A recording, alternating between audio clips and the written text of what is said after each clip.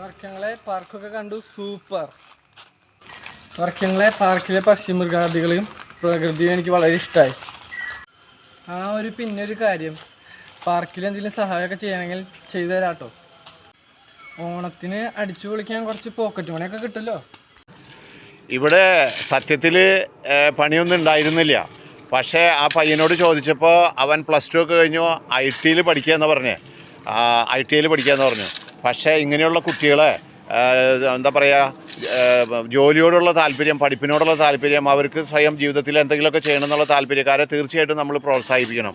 ഇപ്പോൾ അവന് എൻ്റെ കയ്യിലില്ലെങ്കിലും പണി കൊടുത്ത് അവനൊരു പ്രോത്സാഹനം കൊടുക്കുകയാണ് ഞാൻ. ഇത് കണ്ടോ, അവൻ്റെ ആ എളിയ വർക്ക് മെഗാ വർക്കായി മാറി.